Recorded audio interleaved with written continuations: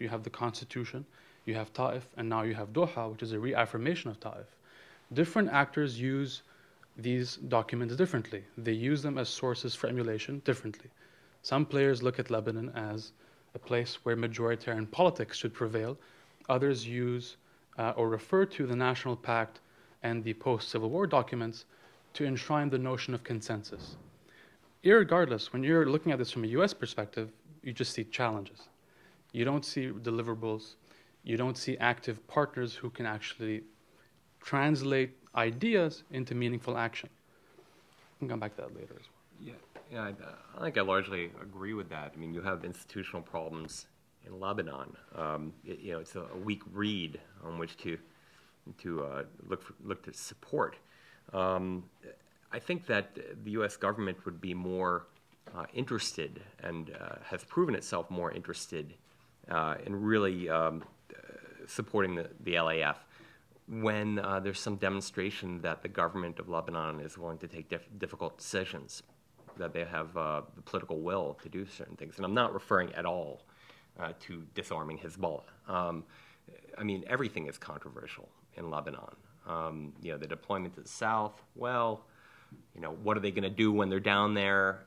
If they do anything, is it too much? I think the whole country is a minefield, literally, for the United States to really push a program that is, the kind of robust program you're talking about. I think it is a robust program given what the country will absorb. But people look around and say, well, we need these other systems, or we have to make this institution. You can work on building the institution. I think we should, and we should do it in a sustained manner, regardless of necessarily of the different things that are going to happen in internal Lebanese politics in the coming years. I think that we should maintain a level of program there. But to expect them to really get in, feet first, and expect them to put this military to some type of purpose, or to have a more robust U.S. policy toward the military, I think is, just can't do it, given all the problems. Thank you, Andrew. First, thanks to Dave and Autumn for very thorough and informative presentations. There have been a number of reports over the last year about other countries stepping up to supply Lebanon with equipment. At first, I think it was the Russians with a commitment to supply MiGs, and then that was later changed into attack helicopters. Does that kind of assistance affect U.S. calculations in terms of regional security, or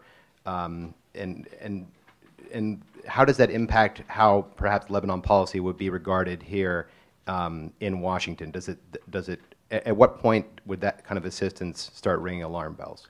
Well, I think very clearly, if the assistance starts coming from Iran, then we'll view this as problematic. I think generally we don't mind donations, whether they be from the UAE or France providing certain spare parts. We'd like more of that, but we want them to be something that we're able to somewhat standardize, that it doesn't become a real drain on the number of technicians that are available, having to learn new products, and to not have reliable supply chains that will make them sustainable. What you will end up with, if not these sort of trophies, you'll end up with a whole bunch of cannibalized helicopters and sitting in a hangar somewhere that they peel parts off of.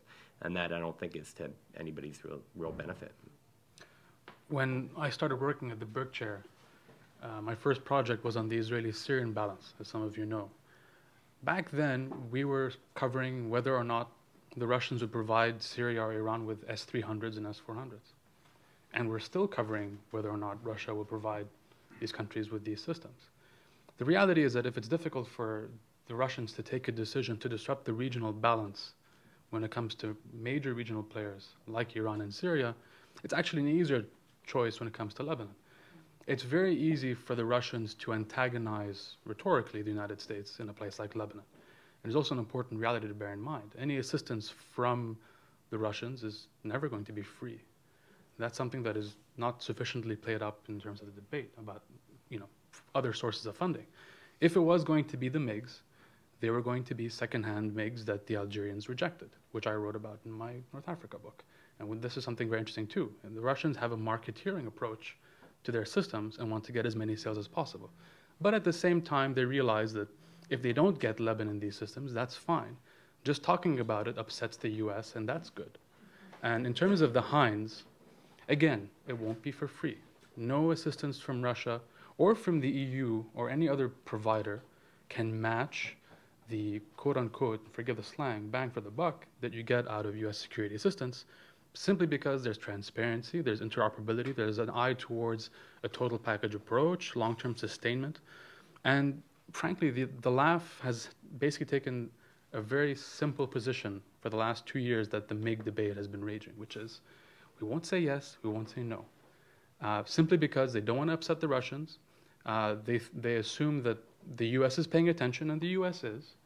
One could also argue that in terms of the optics, we could do a better job in the US when the Russians do this. It's very easy for them to score points. But fundamentally, in terms of other sources of assistance, it's really just the US. It's not going to be the EU. And the Saudis, for all the talk about $1 billion coming into the coffers to fund military assistance, it's important to ask oneself the question, does the Saudi kingdom have a policy on Lebanese military development? Arguably, right now, the answer is no.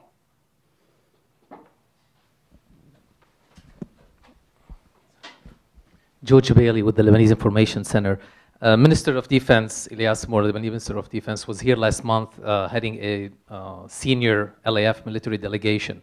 And apparently, according to US sources and the Lebanese, there were agreements on a number of issues, including the strategy, the vision, the mission of the army, talking about 5 to 10-year plans, etc.